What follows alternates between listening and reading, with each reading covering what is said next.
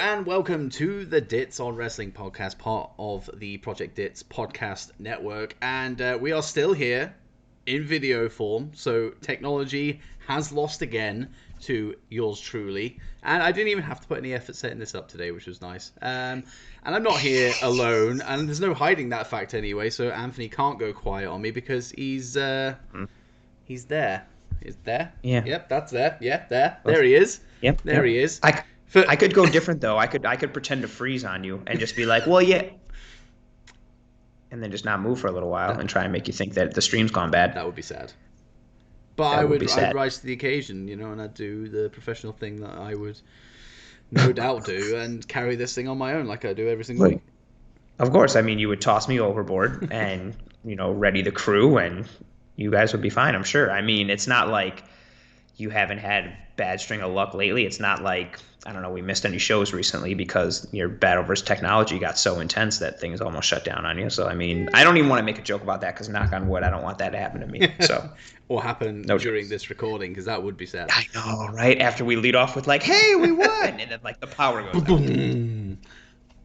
It could be a mixture of hardware failure, internet, both of which have happened to me very recently. So, who knows? So many things that could go wrong. Who knows what could happen? But how are you?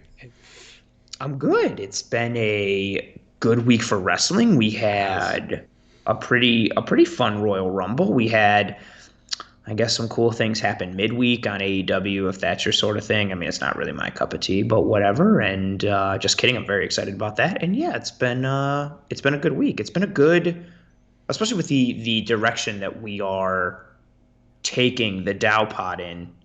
This was a very good week to be in that direction that we are in, given all that has happened and transpired. Yeah, I was thinking this because we spoke before we hit record. I watched, and I will do this from now on. I watched every show that I thought was relevant, apart from NXT. But we're going to talk about NXT in the next couple of weeks.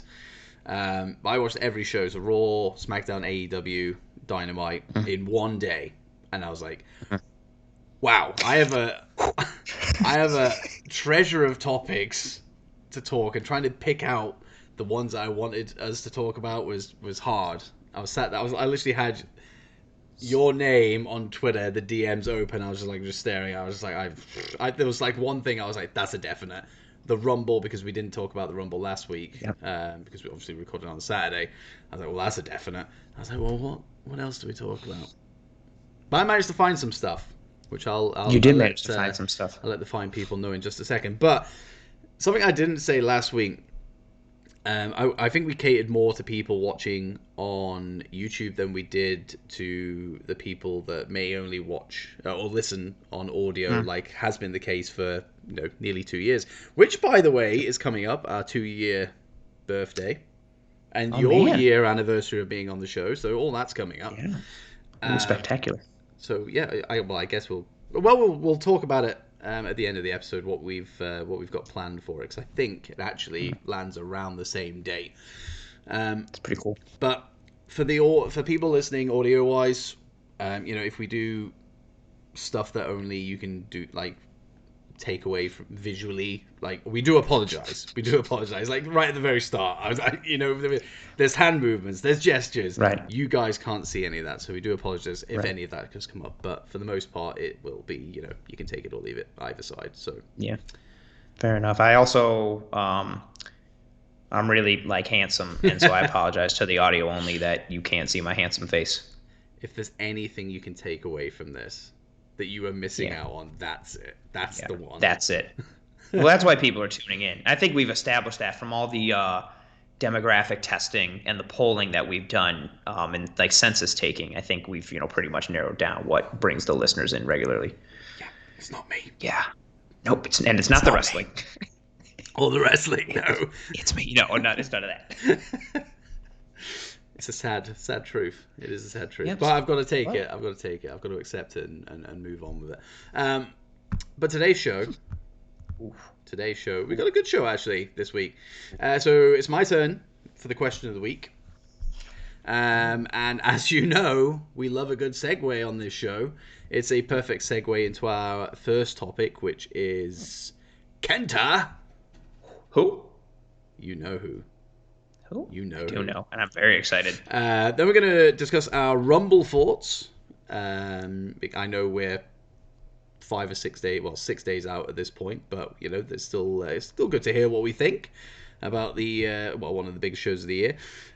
Who should Edge face at WrestleMania this year? It's still undecided as of recording. And finally, is this Cesaro's shot at a push? Finally. So we'll round out the show with that. But I guess we'll get to the question, because this essentially sets up the first discussion topic of the show. So this kind of directly leads into that. I'm always excited for the question. I like it going in blind, not know what it is. I know. It's so good. So much mystery. So my question is, obviously, there's no hiding. Everyone knows, unless I'm about to drop a big spoiler bomb on somebody. What? AEW has partnered with New Japan this week. Again, we talked about it, before we hit record. Like, they're now acknowledging all things New Japan on Dynamite. They did, obviously, this week. And they've also got the Impact thing going on as well. My question to you, is it too much too soon for AEW? Ooh. Like, we're only talking a matter of weeks, so what, 4 or 5 weeks since they partnered with Impact, and now only a little amount of time later they're partnering with New Japan. Is it too much too soon? Is it overcrowding? Is it going to push people who they already have on their roster who maybe should get a chance further down the pecking order? What are your thoughts? Ooh, good question. I don't think the Impact working relationship is going to be too stressful, because I think they did it a lot for vaulting Kenny up a little more, and then also getting the working relationship with Anderson and Gallows. Mm-hmm. And then I think from the New Japan side, I don't think there will be too much. Like, I don't think anybody from New Japan is going to be coming over regularly to the point that AEW wrestlers are going to get pushed down the card. I don't think we have to worry about that aspect. I will say that it did briefly cross my mind with the relationship with Impact, and then this now developing with New Japan. I definitely was kind of like, does New Japan coming in water down the relationship with Impact, or does AEW already working with Impact water down the no pun intended, the impact of the New Japan relationship? Because if people are, especially I think if you're a person like myself who loves New Japan, and if you love New Japan, I think a majority of people who like New Japan like AEW, because the elite coming from New Japan, you understand the product, you understand the programming, boom. But I think for a lot of mainstream wrestling fans who AEW is trying to attract, because that's how you need to be sustainable in today's market, you have to have that commerciality. I wonder, your question is very good, because I wonder in the mind of the more casual fan, if they saw KENTA and saw this working relationship news with New Japan, I wonder if they were like, really? Like another promotion? Aren't they already working with Impact? Isn't this another? So that's a really good, for me, I don't think so. I'm not worried about people getting pushed down the card, and I'm just overly excited because of what it means with that door being open, which we will get into in a bit. But I am, now that you've mentioned it, that was a really great question. I wasn't expecting that angle. I wonder what it's like for the casual viewer to be like, really? Another? Because I think in the mind of the casual viewer, it could be seen as that. For some people to be like, or for the negative people to want to be like, oh, see, look, they have to work with all these other promotions because they don't have like a deep enough roster on their own. They don't have this and that, so they have to pull this promotion and this promotion. I think it gives people an opportunity to nitpick, and I think it gives the more casual fan a little pause to be like, really, another promotion? Like, who's next? Are we gonna start with MLW? Are we gonna start like with Ring of Honor? Like, who's next? I want that. That's a very good point. Do you think it was planned, like long term? So obviously, this is like they had Impact, Right. and you've got Kenny Omega, you've got the Good Brothers, you've got the whole Bullet Club thing going on. Uh-huh. Do you think the New Japan thing was already a done deal at that point? Because it makes sense if it was, or do you think this is something that has just happened spur of the moment, last couple of weeks? They've gone, let's do it.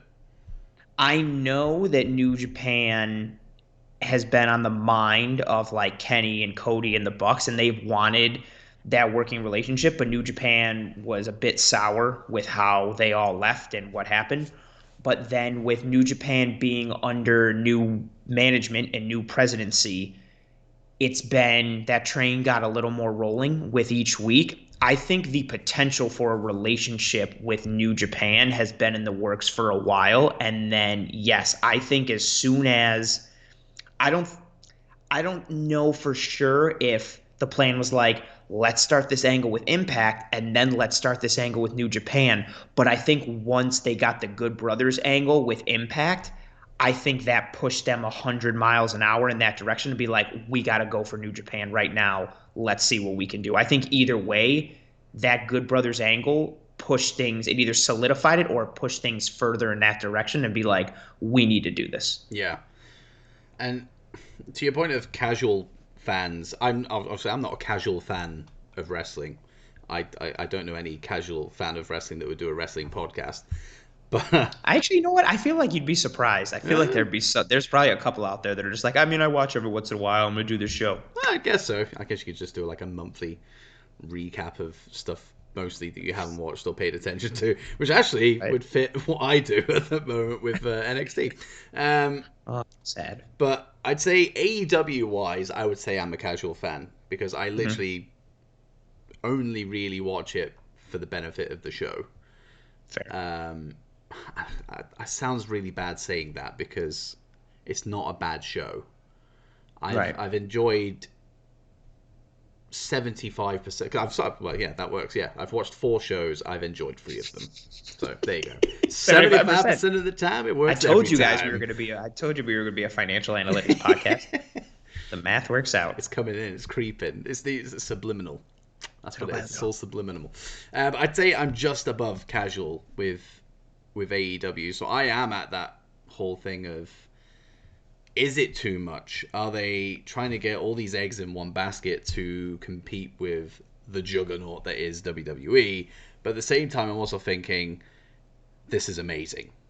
The fantasy booking possibilities are seemingly endless at this point. Like, they have so many bodies to choose to go, right, well, you're going to face off with this guy. And I know dream matches are thrown about left, right, and center these days, but really, true dream matches, nah, there's not really that many left. But you Huh. could conjure something pretty damn close with Impact's roster, AEW's roster, New Japan's roster. So I'm kind of in both fields of, is it too much, or yeah, this is awesome. So Yeah, and I think that's fair. That your perspective is very interesting for that because I'm a hardcore New Japan and AEW guy, and so I see it. It didn't even cross my mind of like the is it too much? Because I was just like, this is fantastic. yeah, I'm all in for this.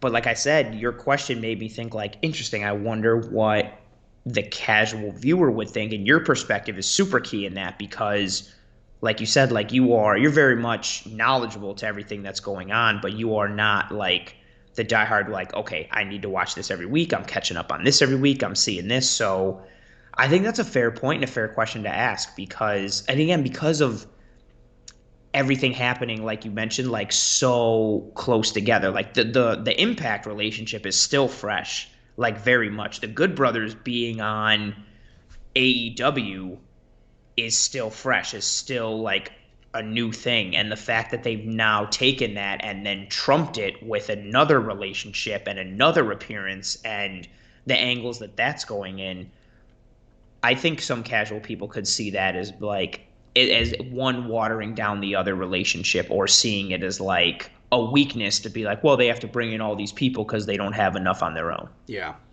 Um, which I disagree with, but I would understand where they would be coming from with that angle. and there's your question of the week.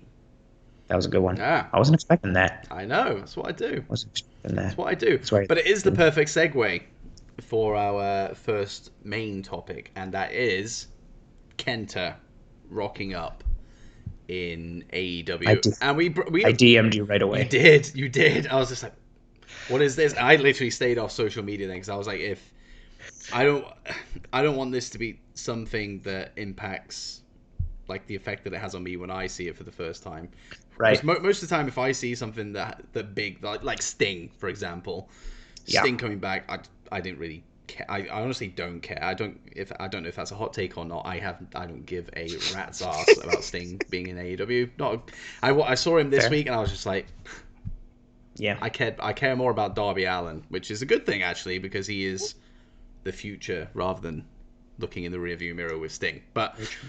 Very true. so most of the time, yeah, that kind of stuff I see on social media. But the fact that you took the time out of your day to, I know it's a 2 second thing, but you still DM'd me, which you never do with like big stuff. You'll just let No. me kind of find it out on my own. And I made You, sure to do it. I tried to be as obscure as yeah, possible. That I was like, we have to talk about what happened. And then I just left it at that. I didn't want to say anything. I didn't want to spoil. I learned my lesson with the Drew McIntyre Royal Rumble incident last year. Stayed away. and because you did that, I was just like, right, I'm staying off social media, which to be fair, I do anyway most of the time now. So it wasn't that hard to achieve, but I was like, I'm staying away from it. So when I watched AEW today, it was fresh. Didn't think. In fact, I was watching the show, and I was like, what was he on about? And then I was like, is that it? Is that what he was talking about? Like, surely Was it not. Orange Cassidy Surely coming out of the not. cage? Yeah, it What? was Orange Cassidy coming out of the cage. No, no way. And then of course, Kenta shows up. Not expecting that at all. Can you imagine the pop Dude, it would have been nuts. if it was That would. in Oh, front I of got a crowd? goosebumps thinking about it. It's The moment that jacket went, God. I knew it was him right away. You and I talked about it. well, I that's what I was thought, and going we to say talked. because we literally just brushed over it with Yes. the New Japan Strong. Am I right in saying that? Is that Yes, yeah? and we talked about Moxley being on and coming back, and yeah, you and I spoke about the Kenta Moxley thing, and we talked about. I thought he was going to show up at the pay-per-view, and I was like, I'm really hoping that would be awesome. And so Dynamite in America, well, at least on the East Coast, goes from 8 to 10, and so Moxley came back in and cleared house, and it was 9:57. And I remember being like, he's standing tall with 3 minutes left. Like, there's got to be something else. And they had the camera like zoomed in on him, and I was like, but I was like, there's no way. I was like, would they do Kenta? Would they do it now? And then I got goosebumps thinking about it. And then as soon as I saw anybody masked come out, attack, I was like, and then he unzipped the hoodie, and he had the Bullet Club I shirt. love that shirt, by the way. It's so cool. Like, the Go to Sleep Club thing is so, and that's what, again, you and I were talking off air about it. That is what to me was so cool. It wasn't just like a plain black tee. It was immediately acknowledged who he is, where he's from, what group he's a part of. He was wearing the merch of that company that he's a part of. New Japan tweeted about what happened. You mentioned it. They mentioned the briefcase. So they mentioned like a New Japan angle on Dynamite. Then we got social media posts about it. And then we got the adjusted graphic for next week's Dynamite. And they're showing Moxley with the IWGP US title. And we are in full thrall of a working relationship. And I'm very biased because I love New Japan, and I have wanted this whole Bullet Club angle to be a thing for so long. And I've had two visions in my mind. I had one, which, I mean, it still could happen, but in a different way. I thought Kenny Omega would eventually win the title, and the night that he won the title, I've said it on the show before, and the night when he wins the title, confetti's coming down and everybody's celebrating, and then we hear the coins drop and Okada comes out. That was like my dream of what I thought would be so cool. It could still happen even though Kenny's champ now. I wanted either that, or I wanted Kenny or anybody who's the champ to be doing their thing, win a big match, and I wanted someone to rush the ring and come in, and it'd be Jay White, and he would hit Blade Runner. Just so many cool things because of that Bullet Club dynamic that you have, the working relationship, the storied history, all these things. Like, I wanted it so bad, and I love crossovers. I remember being like 5 years old and wondering why the WCW champion never fought the WWF champion at a pay-per-view every year. I didn't understand the concept of like, oh, well, they're different companies. I've always loved crossovers. I thought it was the coolest thing. The invasion angle should have been awesome. WWE screwed it up, but it was still cool. I loved when ECW did invasion stuff, and I love that part, let alone with New Japan and how much quality it is, and the fact that the door is really open. This isn't just like a half-assed attempt to just be like, yeah, we're gonna send over like some B-list guys. Like Kenta is hot right now in New Japan, as is Moxley, and they put that to close out a Dynamite, and that's just like the first seed and the beginning to what I think could be so much more. And the fact that we have official acknowledgement. This isn't like when AJ Styles came to WWE and they couldn't show any like they couldn't say like, oh yeah, like he was the leader of Bullet Club, or because they didn't want to acknowledge certain things because it was like a different company and he wasn't with them anymore. Like it's each company showing the other company's product. They are in a full working relationship. Meltzer confirmed it. The Melts. I couldn't be more excited because of what it means for things going forward. And that my only drawback, yeah, dude, if it would have been in front of a crowd, that pop would have been massive. Yeah. Especially when he hit the go to sleep. Oh my god. What did you think of Moxley's cell? I didn't. You know what? I'll probably even get killed for that. I'm not the biggest fan of Kenta, and I know he is the originator of the GTS. Mm-hmm. I think CM Punk does it better. And when Kenta kind of like, they didn't connect.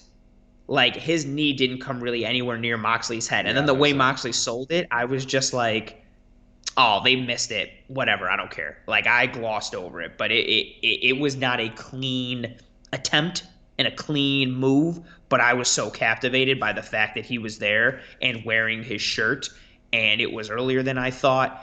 And even again, I was hoping that Kenta would come at the pay-per-view, but it wasn't like a done deal. I wasn't like, this is definitely happening. Dude, it's going to happen. And oh my God, we got it. And it just, what it means for the future. And then, and then social media now makes it even cooler. Like, Tama Tonga is like tweeting things, and so is Kenny, and like so are the Bucks, and then the fact that the Good Brothers are involved, and you've got all this mix of like original Bullet Club and newer Bullet Club and the Elite and like storyline hatred, but also some real life hatred. And now with Kenta being in there and Jay White being in there, and then you attach the Jay White angle that's going on in New Japan right now. I'm very excited. I'm probably more excited than I should be on a late night on a Saturday, and very excited right now. I don't blame you because, you know, as we said, you know, not that long ago, the fantasy booking that we all have at our fingertips. Well, we had that anyway, but now that can become a reality, which is pretty damn cool. And we're thinking, what do they call it now? Is it All In or All Out? Which one is it? It should be All Out. All Out. Now. So this shows how newbie I am when it comes to AEW. I know it's Noob Japan, but it's also newbie AEW. I'll have to come up with a pun for it. Oh, I think I didn't even plan this. I swear, I didn't realize I was wearing an AEW shirt. I'm wearing my All Out shirt from when I went last year. I didn't even realize that. I swear it wasn't planned. I didn't even. And to confirm it, I looked down at my shirt, and then I was like, oh, I'm wearing that shirt. So it's All Out. There you go. So it is. I think now that they have this partnership at All Out, there is going to be some kind of Bullet Club angle. There has to be. There's got to be. And just, oh my God, I'm just so excited. I just want there to be fans. I wish it would have happened in front of fans. I wish there were fans there for this Kenta moment. I wish there were fans for when FTR debuted. That's my only drawback. But as a wrestling fan, and that's part of it too, I got away from this thought because I was so excited. I'm very excited because I love AEW and I love New Japan. But if you're a wrestling fan, this is a very, very, very cool thing. And I know there is a large contingent of people who are pro one promotion and anti all the others. But if you are a wrestling fan who just likes good wrestling and stories and long term booking and continuity, this is a very, very, very good thing. And it's just what a great time to be a wrestling fan. We've said it for like the last several years. Like New Japan was on the rise and killing it, and NXT was killing it, and then AEW was formed. And even though I don't regularly watch like MLW or Impact, like I've seen good things and heard about good things. And then you have like OTT and you have Progress and like the European promotions, and you even have NXT UK and someone like Walter, who's not even shown really on American TV because he's really only on NXT UK, is one of the best wrestlers in the world. There's so many great wrestlers and such copious amounts of great wrestling going on. And this working relationship is just another push in that direction of like great wrestling. Like it's such a cool time to be a wrestling fan. And I feel like maybe I'm a little biased in saying that because the people working together are promotions that I love, but dude, it's just, oh, it's so cool. I'm so excited. And when I see things like this, obviously being the WWE fanboy that I am, That you are. the WWE mark, like it's big news, Yeah. and the amount of good that will come out of this, like, is more or less guaranteed. I would say there's the amount of Meltzer 5-star opportunities like here are, crazy numbers. So I'm hoping this is a fire that is lit under WWE's arse, under Vince's arse. Whoever needs to do something in WWE to really push their own product. I know sometimes I think Vince doesn't give a shit about That was my question. Do you think that Vince thinks that like they're invincible to the point that it doesn't matter what anyone else does, and it's like, oh, these other promotions are teaming up a little bit. Nah, I don't care. We're WWE. I think he does. Okay. I think he looks to the past and uses that. So the amount of territories he took over, like early days, what, 80s, early 90s that he was taking over, absorbing all these territories. 80s. Then WCW. I mean, it wasn't a smooth ride, but he still obviously won out and ended up buying them. And I think from that point, and then you look at the Impact or TNA's early point when they were like not big, but TNA was pretty damn good at one point. Yep. That was the equivalent of like throwing a little pebble at a giant. It was that kind of thing. Like, it didn't rock WWE at all. Didn't affect them in any way, shape, or form. The ratings weren't harmed because of Impact's or TNA's growing success at that point. And I think at this, like, obviously AEW being on TV right now against NXT is harming NXT's ratings. Obviously, Yes. but is it that much of an impact that Vince is like, this is a problem? I don't think it is. Yeah. I don't think it is. So No. I do think that he's invincible, and I think that's to a fault. Oh, I agree. I think the same. I think that he still likes to have a competitive edge, but I don't think unless he feels financially threatened, I don't think he cares, and I Yeah. don't think he feels financially threatened. I think from a pure competitive standpoint, like I think he wants to crush everyone, but I don't think it's enough to drive him further unless he feels financially threatened. And as the reports continue to show, WWE continues to make money hand over fist, and so I don't think he feels threatened in that regard. But see that's the point. I wish it was like it was during the Monday Night War times when it was like, listen, WCW is killing it. We've got to get better. What do we need to do? I wish it was that now, and it was like, hey guys, AEW already linked up with Impact a little bit. Now they're linking up with New Japan. We got to come back. We need better storylines. We Yeah. need better matches. I wish we got that, but I don't think he sees that way. I think he sees that your analogy was spot on. I think he is a giant, and a pebble got thrown at him and it hit him in his thumb, and he was like, Yeah. and just like kept on walking, like doesn't matter. Yeah, literally, like brushed it off. Yeah. And I wish it was that other way, and it should be that way, but I don't until he feels financially threatened. I don't think it does anything to drive him in that direction towards the product. Yeah, I don't think this is going to be Attitude Era announcement, let's make the product more edgy kind of thing Yeah. that we had during the Monday Night Wars. So, I mean, watch this space, I guess. But I think for the foreseeable, Raw will continue to be absolutely dreadful. So, Well, it's because of their champion. Drew McIntyre was the worst. really, really, you have to get Excuse one me? in, don't you? You have to get one Drew Yeah. McIntyre dig in. Well, you I was know going to what? leave it. New Japan sucks. That's Brr. fair. You can think that way. No, I don't think that way. I think New Japan's I know great. you don't. I was going to leave my Drew McIntyre dig for one of our later segments, but yeah, I thought I'd get it in now while I could. Well, speaking of later segments, I don't want to go into the Rumble 2 match because obviously we are 6 days past. So I want to talk winners, Mm. and I want to talk a few of the surprises, and I want to. Well, let's kick this thing off. Let's rejoice in the fact that Goldberg didn't win, which was So happy. And there were moments when I thought, ugh, he's got it. I remember I actually popped because I was doing a live watch along on Twitch of it, and I popped when Drew would, like, I think it was more relief than anything else. But it was squeaky bum time, especially when he hit the jackhammer. I was like, oh god, here we go. I really thought he was going to lose to Goldberg. I thought it was like and maybe it was just because you and I kept talking about it and we were both on the same page with it, and I let that get into my head more. But I really thought I thought it was a done deal. I was like, Goldberg's winning this, like 90% chance I give to him. Like, I see him winning this. But I mean, but that's the thing. It wouldn't be a surprise. It doesn't matter how. Because I think Drew is a big deal in WWE. He's not just like a throwaway champion. You know, he's held that belt for the majority of the last 365 days. You know, yeah. Well, count it from WrestleMania. Going. With the exception of like 2 weeks that Randy Orton's held it. So to take the title away and put it on Goldberg of all people, like, it's a big ask, but you wouldn't put it past WWE. But the actual show was pretty good.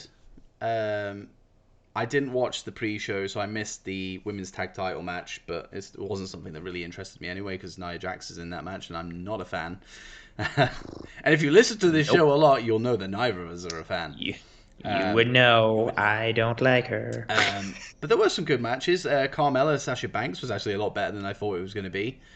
Obviously, we had Goldberg and Drew, which was fine for what it was. It didn't last any more than 3 or 4 minutes, I think. So Yeah. I think really, like, with that match, I just think Drew held Goldberg back because he can't go in the ring like Goldberg can, and just, Drew being a terrible wrestler and just not being able to rise his game to Goldberg's level, they had to keep it short. Yeah.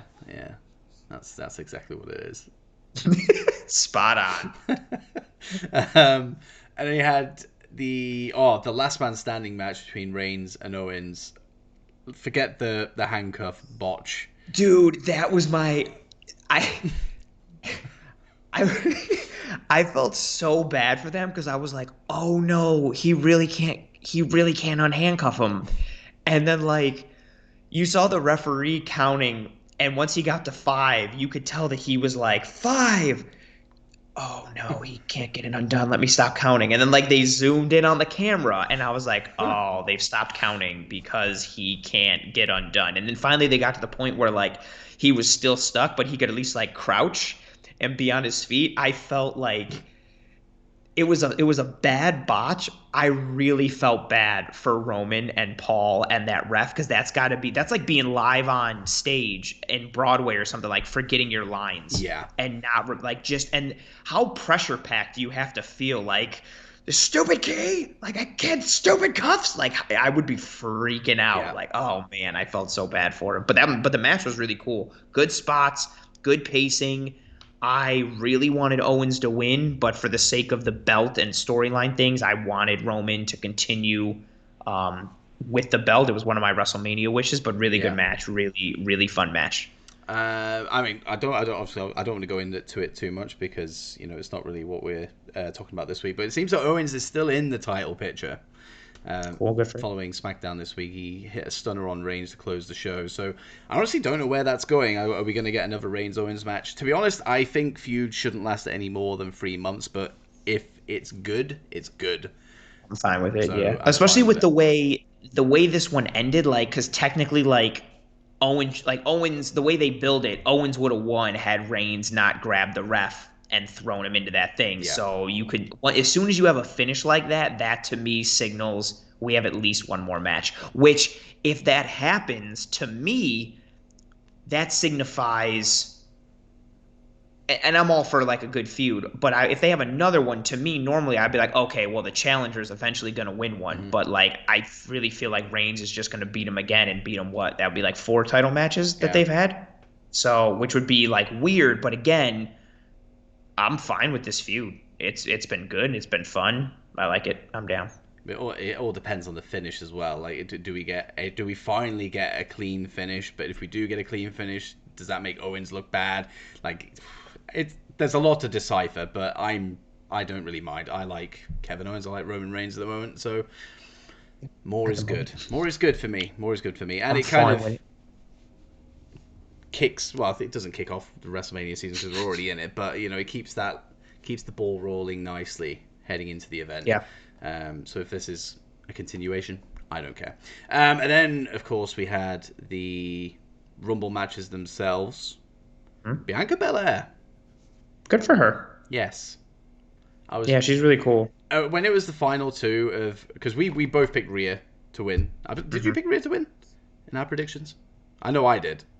I believe I did. I'm terrible at remembering my predictions, but I thought that I really thought that she would win. Yeah, because you and I were aligned on that. Yeah, I thought she would win. I and because our thought was she'd win. Charlotte would beat Asuka for the belt at an in-between pay-per-view, and we'd get a rematch at Mania, and this time Rhea would beat Charlotte for the title, a la last year's WrestleMania. Yeah. So when it was when it was Charlotte, Bianca, and Rhea, here we go. Friggin' Charlotte. And then they got rid of Charlotte, and it was Rhea and Bianca. I was just like, this is amazing. Like, you've got two women who primarily have been on NXT for their whole WWE careers. Obviously, Bianca's just moved up to SmackDown last year. I think Rhea is now part of the main roster, I've heard, as of officially the Rumble. Makes sense. So to have them two as the final two, not somebody more established in the casual viewer's eyes, I thought was pretty cool. So either of those two winning, I would have been completely fine with. I would have preferred Rhea because that was just the prediction I made, so it would have been nice to get it. But no, I'm very happy with Bianca, and the prospect of Bianca versus Sasha Banks is mouth-watering at Mania, which I think is the way it's going to go.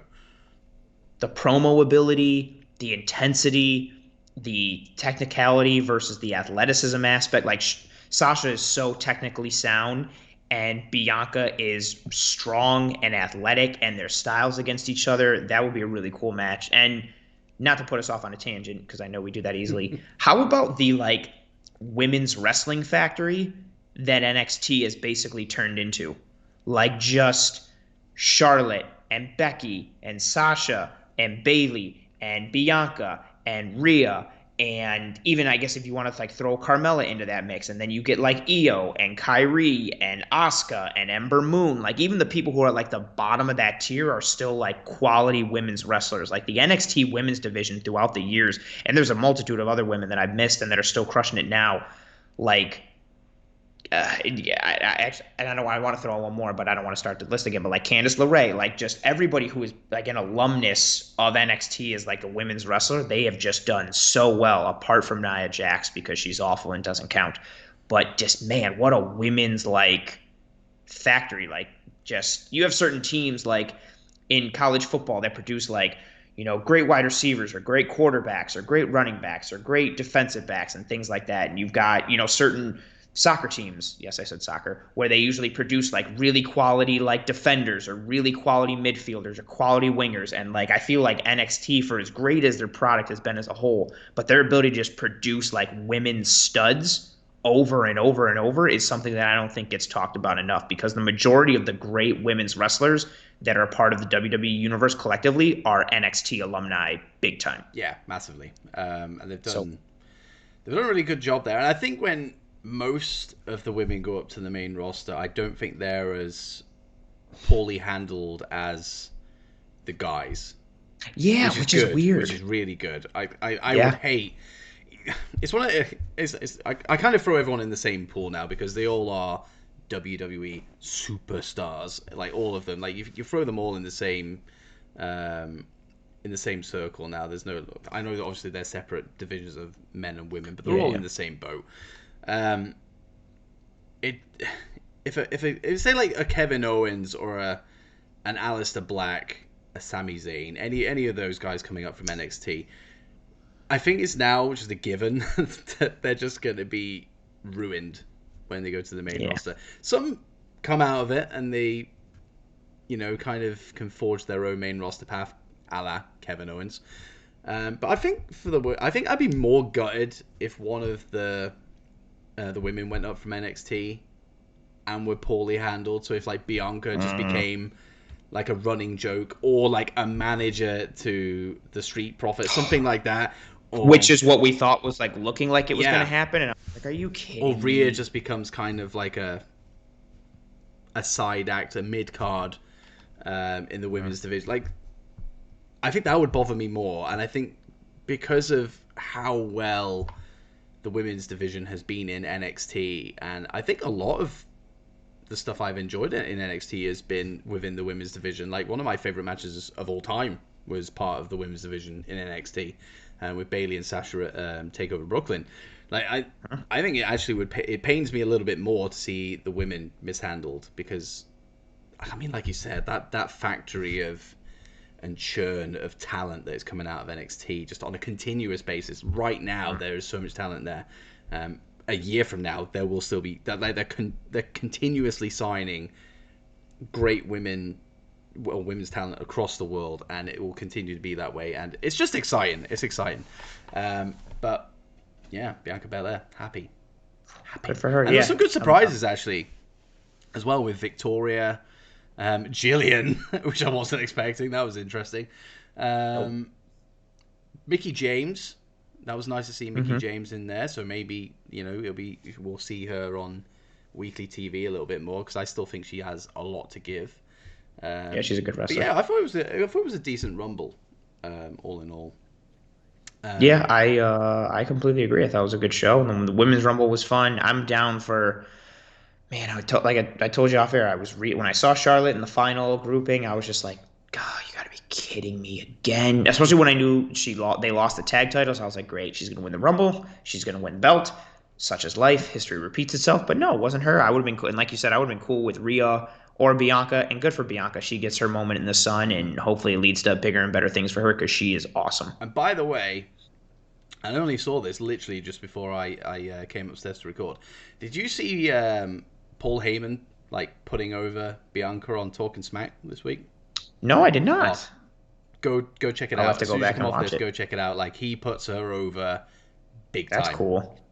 Good for her. That's another feather in the cap. She is awesome. Literally sat there just like she doesn't know what to say. It's a fantastic view. That's dope. And you know what Paul Heyman's like. He knows how to spin a good little push for somebody, and boy, he pushes. He's been crushing it on Talking Smack. Yes. Everything that he's done. Some of my favorite segments.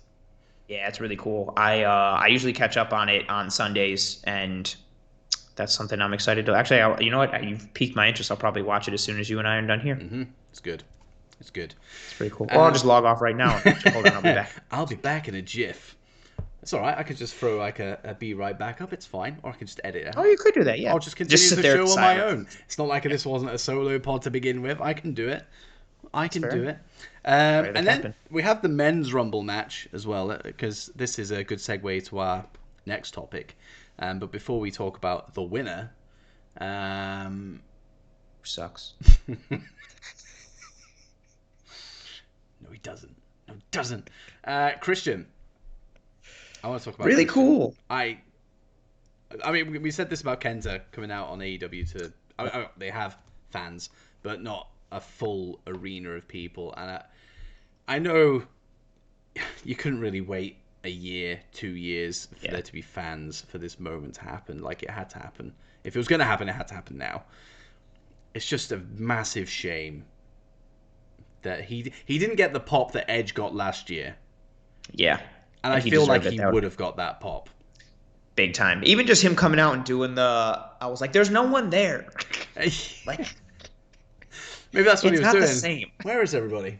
Yeah, that's true. Where am I? Are those TVs? Are those TVs? Where? Yeah, that Christian's another one in the long line of I'm still, as much as I make jokes all the time just to dig at you a little bit, I still want to see Drew have a moment to come out on TV in front of a crowd with Yeah, the title. Like, I just feel for a lot of these dudes that are getting their moment in the sun, because we as wrestling fans, we know, like, you can be on top of the world today and you are just a nobody a short month later, let alone like a year later. Your moment fades so quickly, and especially for these dudes that are older like Christian and Edge, you don't know how much left you have in the tank and how much longer you can go. And so any chance they get, I want them to be as appreciated as possible and be able to have their moment as much as they can. And it was really cool to see Christian come out and then him and Edge interacting in the ring when they yeah, saw each other. That was dope. But that's, again, another one that I was like, oh man, this would be so much better if there was a crowd. yeah, massively. And going forward, I think he's more or less said that he's working a part-time Mm-hmm. schedule. So whether that means in ring, which seemingly he can do, Yeah, he was pretty physical during the Rumble, or whether that just means talking segments, promos, whatever. More mm. Christian on TV is good for me. He's one of this is. So I know we're coming up to the back end of the episode here, but I don't really want to open up a rabbit hole. uh But but you're gonna open up a rabbit hole. I'll mention it, and if we want to discuss it, we'll discuss it. It's our show. Like, it doesn't matter if it goes over an hour, which it will. Um, Fair enough. certain like this was actually going to be my question actually until the Ooh, Kenta thing. Everyone complains about legends coming back and taking up spots. okay, Goldberg, Taker to some extent. true. I guess you could say Hogan as well. Gross. But when it's guys like a Christian or an Edge or a Batista, not so much. There's not as there have been complaints about Edge winning the Rumble and stuff like that, but for me, I don't know if it's because I see them through nostalgia goggles, and I should see guys like Hulk Hogan, Taker, Goldberg, and guys like that through Mm. nostalgia goggles, Ric Flair. I don't know if it's just because I'm a fan of Edge and Christian, Batista, those kind of guys. The Rock, when he came back and beat CM Punk at Royal Rumble, like Ugh. 6, 7 years ago, whenever it was, didn't mind. It's a weird one because I'm a very, very big. He's like Goldberg's back to take a spot of somebody else, Yeah, and now he's going to take the title. Edge is no different. He's come back and he's won the Rumble, which a younger guy could have had. He's had his true. time in the sun, but I don't care. It's a weird one for me. Like, where do you stand? I think the nostalgia factor plays a big one. I'm generally not a fan of it, almost regardless of who it is, especially being in like a prime time thing. Like, if someone wants to come back and have a run, I'm fine with it, but I don't really like them in high profile things. Edge to me is different because one, and I think this is pretty objective because as I make, again, I dig at you for liking Edge, but I think Edge is really, like, I think he's quality, but I'm not like an Edge head. I'm not a big Edge fan. He he's already said that he's going to be working like full time Yeah, now that he's back. that's the And I difference. also that's a big difference. And also I believe that if he hadn't gotten hurt, he would have been working full time this whole time. So I understand he's still a legend and he's still a person who comes back to take away a spot from a younger guy. But at the end of the day, he's still able to work some really quality stuff and he's working a full time schedule. I'm fine with it, especially around like Mania season, because as we've talked about, WWE wants to do like a 9 hour WrestleMania show, whether it's one day or 2 days. You got to find a way to fill content somehow. So throw some Legends matches in there. I'm fine with that. I would hope they would be used to get some guys over and propel some things and give us some stuff. But I think for the majority of people, I definitely think it's based on, are you a fan of that person or not? Like, if you're over Hulk Hogan, when he comes back, everybody's like, get this dude off my TV. But if The Rock comes and does the same segment, everybody's like, oh my God, I love The Rock. Yeah, bring him back. Let's have him on TV. So I think there is bias to it.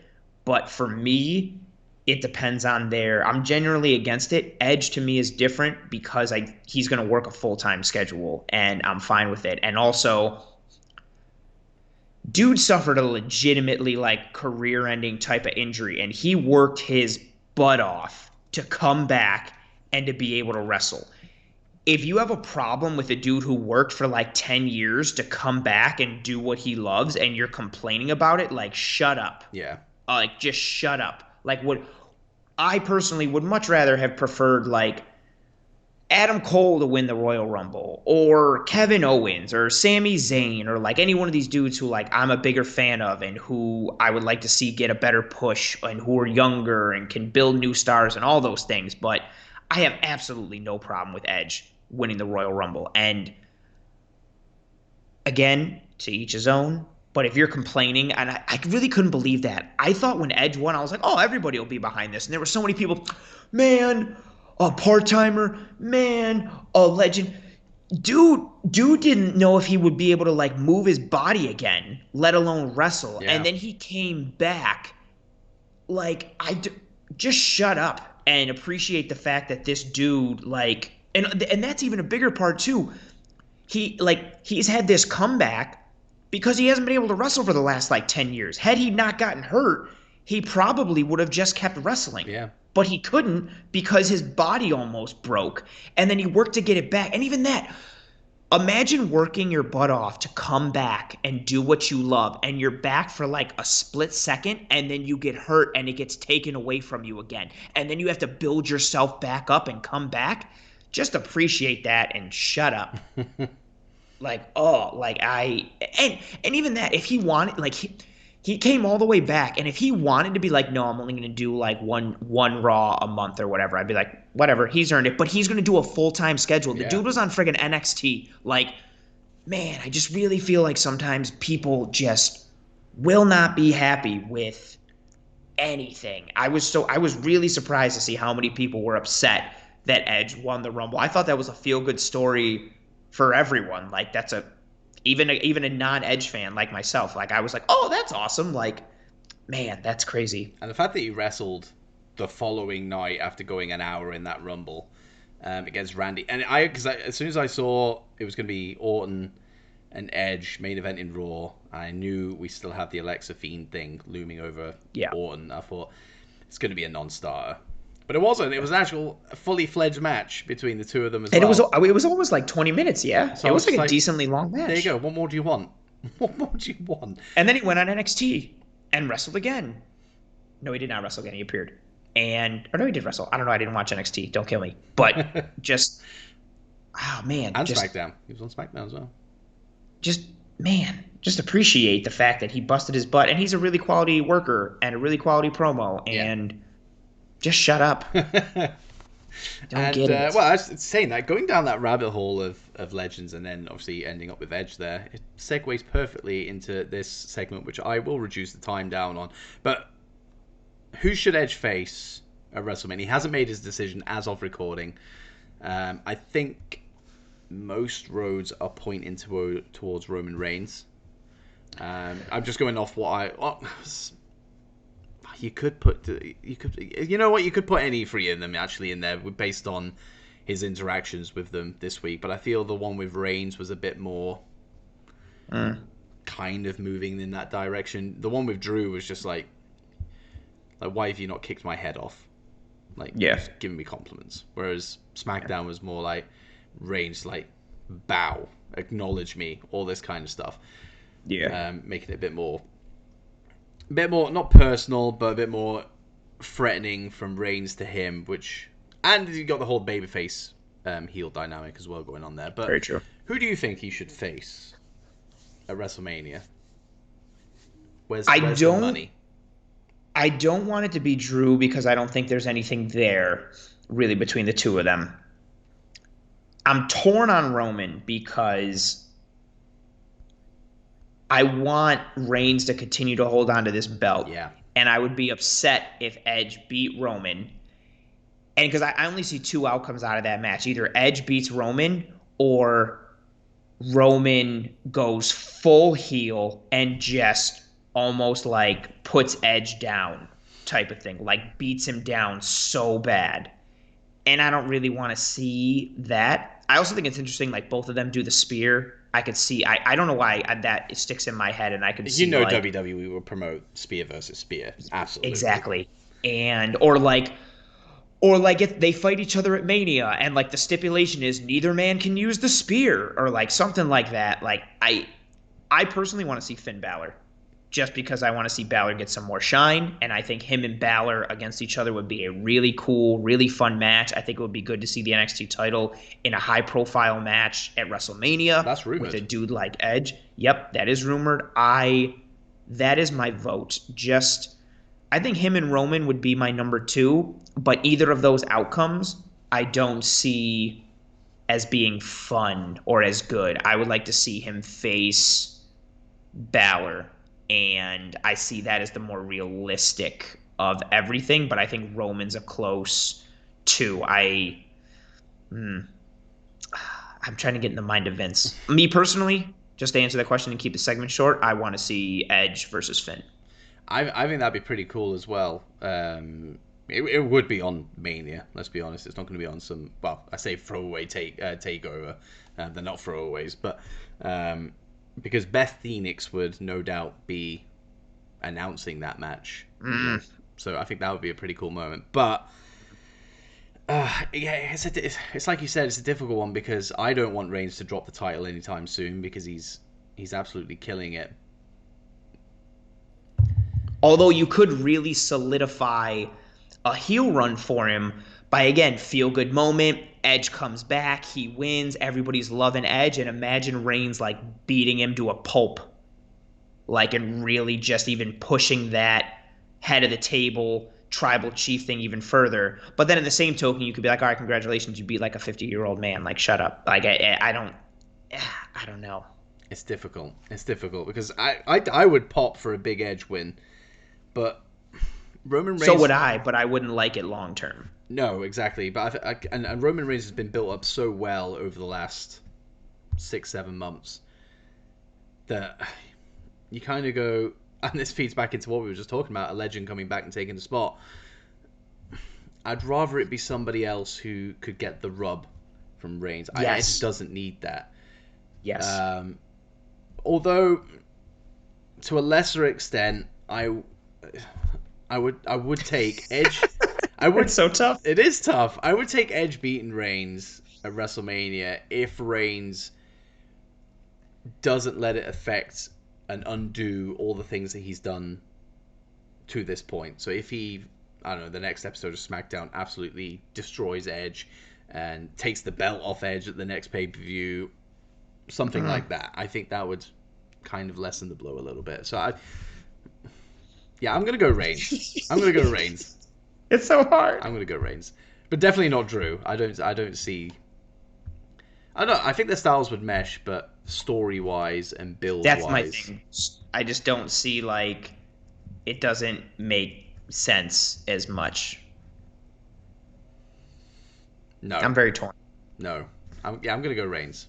I'm gonna go Balor Reigns. We'll see where he goes, but I think he's gonna go Reigns. And finally, to wrap things up, Cesaro. Oof. He signed a new contract this past week, I believe.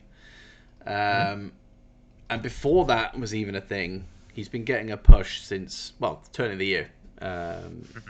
He had a decent run as a tag team with Shinsuke. I don't think that's dead and buried yet, because Nakamura's watching his Daniel Bryan match backstage this week, so there's obviously still something there. But Cesaro's picking up wins, big wins. He's beaten Daniel Bryan twice. Who else did he beat? He beat somebody else pretty high profile a couple of weeks back going into the Rumble. I can't remember who it was. But he's been looking... by the by, he's looking pretty damn good in singles competition at the moment. And he had that little bout of respect at the end of his match with Daniel Bryan this week as well. And he got busted open as well. That looked pretty... He did. I didn't actually see what made that happen. Yeah, I didn't Usually I either. go back and go like, when did that happen? Yeah. But I didn't do Where that did this you week. hit? I was like 7 hours deep into Oh wrestling. yeah. SmackDown was the last show I watched. I was like, yeah, I'm not doing that. I'll just carry on watching it. Do you think that they're gonna pull the trigger on Cesaro? I'm not talking. Yeah, let's make him world champion anytime soon. But do you think this is kind of the start of something for him, or do you think it's just going to be, here's Cesaro, let's showcase him for a month, and he's back down into a tag team? I read that they were trying to push him in that gauntlet and have him be the guy and give him like a Kofi type run. Here's what always holds me back. And as much as I love Cesaro, and he's gotten better on the mic, but he's not good on the mic. And I think because of that, that'll always make WWE second guess themselves on him and what he's doing. I really want him to get some kind of push out of it. Like even talking back to where we were going with Roman Reigns, I would really love for Big E or Cesaro to be the one to finally dethrone Roman Hmm. Reigns. Like I would love to see Cesaro, you know, oh, could you damn, I just thought of this right now. Imagine, because Cesaro's so strong, imagine Roman going for the spear and connecting with Cesaro's midsection for the spear, but instead of going down, Cesaro just like catches him Went to like and then a hooks the legs and then like catches him and almost puts him in like a headlock and stops him dead in his tracks and then and then hooks his legs, swings him, sharpshooter, Roman taps out. Like, oh, it would just I really hope it's the start of something for him. And the fact that he's got those two high profile wins against Daniel Bryan, he's gotten some more mic time, he's gotten some burn. I just don't know if that promo ability is going to hold him back because that's really important at WWE. yeah. And with him being on SmackDown, I don't know if they view him like the guy who beats Roman, I think has to have it all, or when will get launched to the moon or has already got to be somewhat on a rocket. I don't know if they think he's that guy. I, however, would be all for it because I think he's been one of the best dudes in the world for a long time. He's just always been relegated to some kind of like backup duty and some second fiddle role. If you had to press me, I don't think I think he could get like a upper mid card role, but I don't know if we'll ever see. I don't know if we'll ever see him as like the guy or the title holder for one of the shows. Yeah, I don't necessarily think that it's too little too late, because I never think that's the case. Anybody on their day, Kofi, Kofi, man. yeah, exactly. Best example you could come up with that. Um, but yeah, just because of WWE's tendency to stop start with people, and Cesaro's seen it in spades. Since he's been with the company. But I could, can you remember the last time Cesaro actually had a significant singles feud? Because I really can't. I was trying to think of this earlier when I was coming up with the topics. I was like, I genuinely cannot remember the last time he had. Well, the only thing I can think of was when he and Sheamus had that back and forth that led to them Ah, becoming yeah. the Bar. And that was one of If those. That that, was one of those rare cases where I was happy for him to be relegated to a tag team, because the Bar actually ended up being one of my favorite tag teams ever. hmm, Um, but yeah, I think that's probably right. yeah, right. And then I don't think because and then from there he kind of floated around for a little bit, and then was put into the artist directive. I think that's what they were called, artist collective, with Sammy there and you go. Shinsuke, and then just went off with Shinsuke up until, well, a month ago, I think it was. Yep. Um, I don't know. I just hope he gets something significant before his time is done, because he's on the back nine. He's approaching the Yeah. clubhouse. He. Good I, golf terms. I want him to have something significant before he retires, or reduces his schedule, or whatever he ends up doing. Yeah. Um, and he seemingly is going babyface. I don't know if I prefer Cesaro as a babyface or a heel, to be honest with you. Um, but it seemingly is going babyface after that show of respect, because it's very rare when you don't off the back of that. Yeah, you can't do that and then go back to being a jerk the next Yeah, week. I think his moveset screams it babyface. You can't does. have a move like the swing and like not be a babyface. You remember? It's on social media. It pops up all the time. It was on a Raw 5 years ago or something like that. It was when the club or the what did they call themselves? The OC, Gallows and Anderson. He literally goes crazy, like takes Oh, out. or at like clean, he gets the hot tag and cleans Yeah, house like on it is like one of five the dudes. greatest hot tags ever. Yeah, That I want that white hot Cesaro. That kind of, if you're gonna give him a baby face on, that kind of Cesaro is what I want. But I could I'd I be could down see with it. him with a run with the IC title at some point, get him Yep. in that picture. So could But I. I just don't see him in the world title picture, which so many people want to see. But to your point, I think that promo ability holds him back. But it's surprising because when you do you watch Up Up Down Down or anything like that? Yes, he is very charismatic on there. Exactly. He's got charisma for days on Up Up Down Down. So it's strange that that doesn't translate to TV. But I Well, guess he can be himself on Up that's Up Down exactly Down. it. He's not being He handed a even script. had No, he even had more charisma when he was in CZW and that whole feud with Ring of Honor. Like he has it, but it's when you're being given a script in and of itself, it's hard. But when you're being given a script that's not like believable or not what you're good at, perfect example. I was watching clips of Roman Reigns from 2 years ago, and it was just god awful. And I don't think he got better as a promo, but the character that he is just fits. Yeah. He's good at it.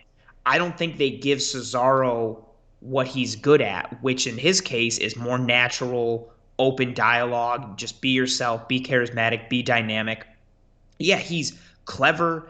He's funny. The same thing with like when you see him in like, granted, it's not the same thing, but like in the WWE ride-alongs and stuff like that. Like he's funny and he's witty and he's clever, but they hand him these scripts and they're like, memorize all these words, say these things.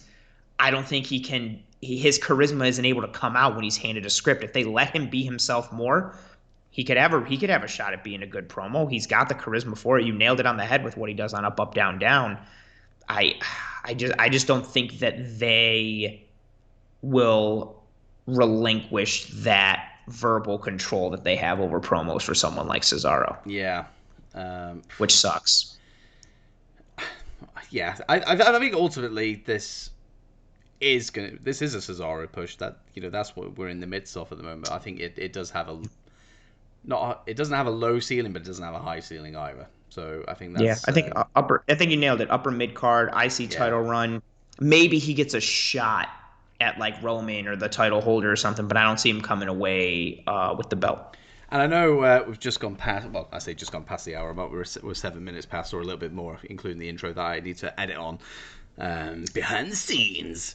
Well, we're getting better, We're little by getting little. better. I do want to throw a little tangent before we end, because mentioning Roman Reigns' promo work just then actually reminded me of something. Have you noticed? And it's so awesome when you pick them out. It's really good when you see it. The promo he did on last week's SmackDown with Kevin Owens, I saw it on social media, and since then I've been seeing it all the time because I've gone back and looked at a few other promos as well. Roman Reigns is showing a lot of insecurity. If you go back and watch the SmackDown from last week, his promo with Owens, where they're both kind of sat in different rooms, Yep. Owens calls him a bully. And Yes. Roman's reaction to that, so subtle, it is blink and you'll miss it. So subtle. But his facial reaction to it, whether it was done on purpose or not, I don't know. But it's just like it hits him hard. Like he kind of looks away and then like straight back into game face, but it hits him. And then on this week's episode of SmackDown, Edge has stood him up. Like Edge hasn't even arrived to the arena. He's just like, are you kidding me? Like like this is my show, and you're not even going to give me the courtesy of showing up. And like he fucking loses his shit. Like and then like even Paul Heyman sells the reaction. He's like, oh, like he's taken aback by Roman just going bah! Like I'm just noticing like little things of that insecurity. Like it's so freaking awesome to see Reigns delivering on acting Yeah. and promo stuff. And it was last week that I noticed somebody pick it up on social media, and since then it's all I can see is Roman Reigns is like his insecure side, and that's what I honestly think that's ultimately what this character is based on, is his insecurities. Because how many times has he asked the question, you're gonna stand up the head of the table, like you're not going to Yeah. acknowledge me? Like, it's stuff, oh, it's amazing. It's so The good. ones that I'm gonna have to go back and check those out, and oh, it gave me goosebumps you describing it. The ones I've noticed are more. He had a couple in the match against Owens at the Rumble, like, and they're very subtle as well. Like when he's mounting his offense against Owens, and he says the little things like you don't under like, and he's not saying it like a tough guy. He's saying it like you don't understand. I can't lose this. Like, I can't lose this belt. Like, I can't go back to my fan. But he's not saying it like he's puffing up his chest. He's saying it like, yo, my man, like, I can't go back home if I lose this belt. Like, he's saying, yeah, like, that's a, oh, I got I goosebumps know, thinking I about know. it because that's such awesome character development. Like, the underlining's not a thing, the underlying motivation and drive for like everything that he's doing and where it comes from and who he is and how it's propelling him forward. Oof, that's really good.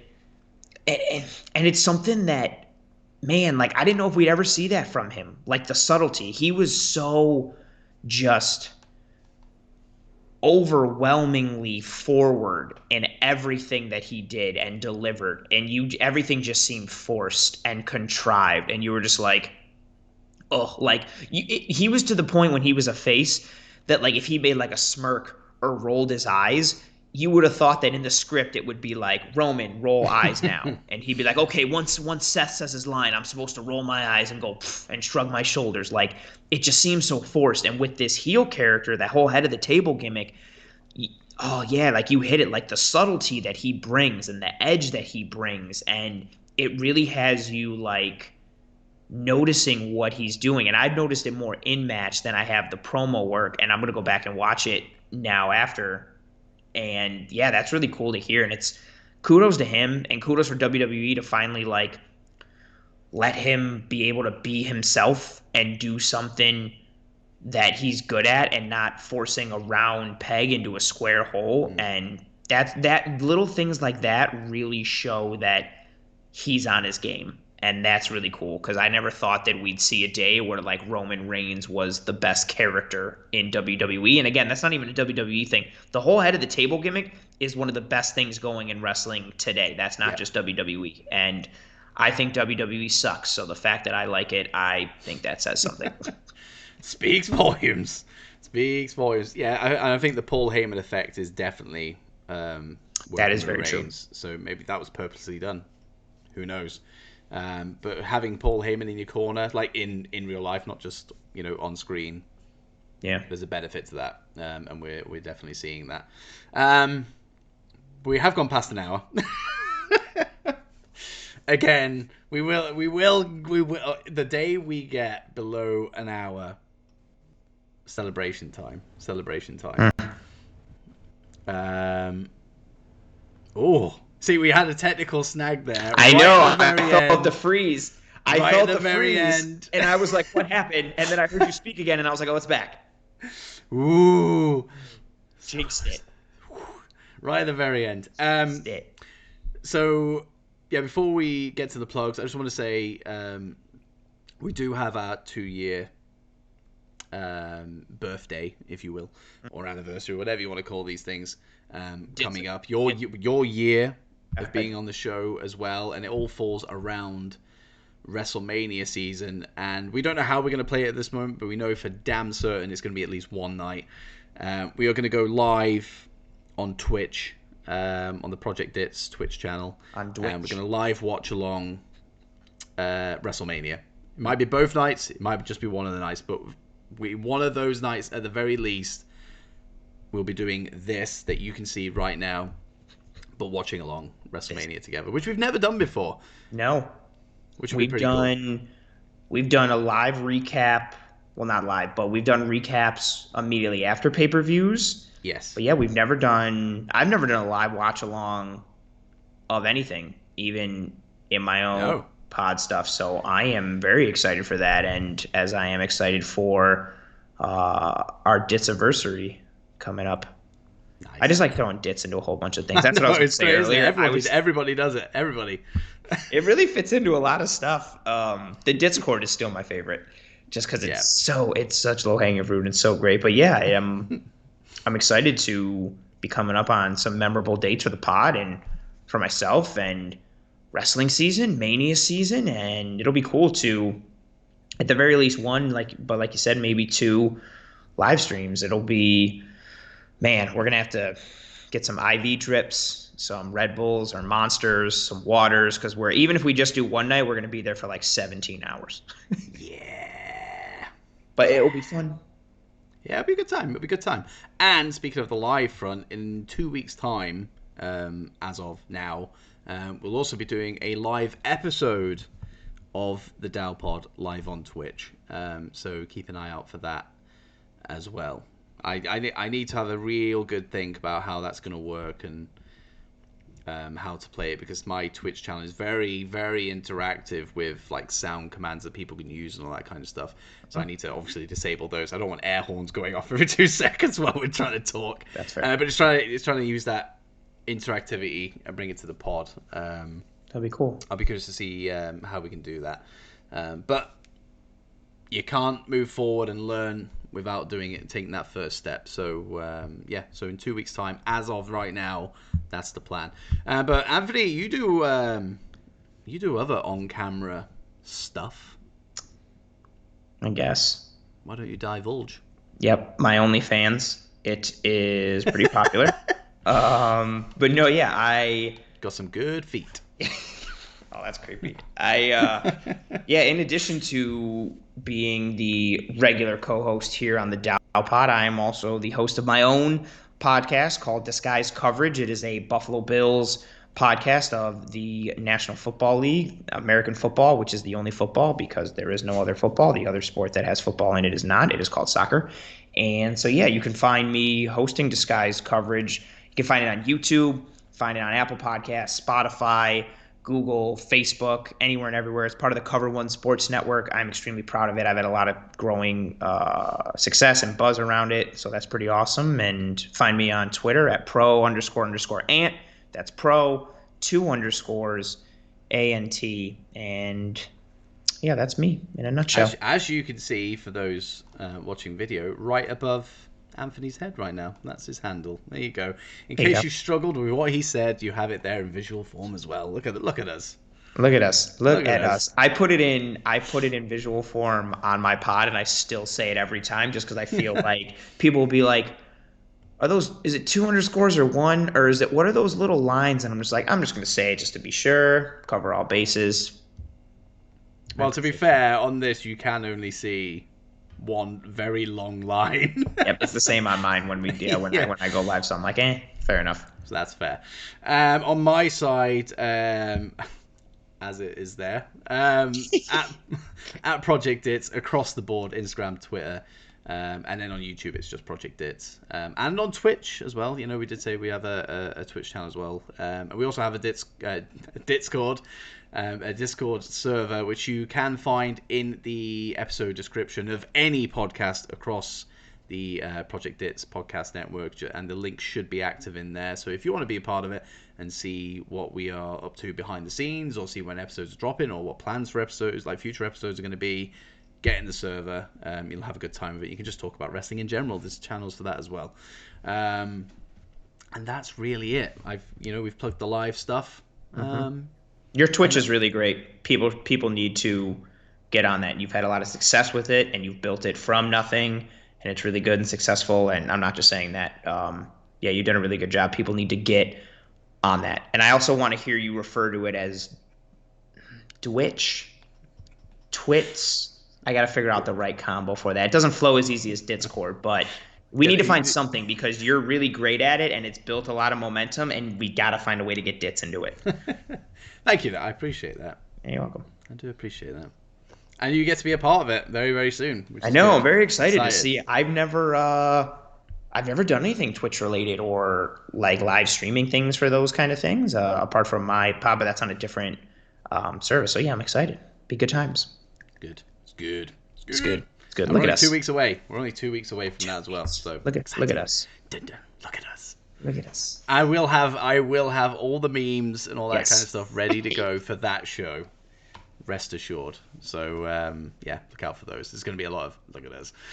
Look at us. But yeah, until next time, we'll end the show as we always do on the Dowpod these days with Anthony's final thoughts. It's been a big week, and I'm an avid reader. And so I pulled this quote from a very popular Shakespeare tome. And so I'm going to share it with everyone here. I'm just going to pull it up here on my phone.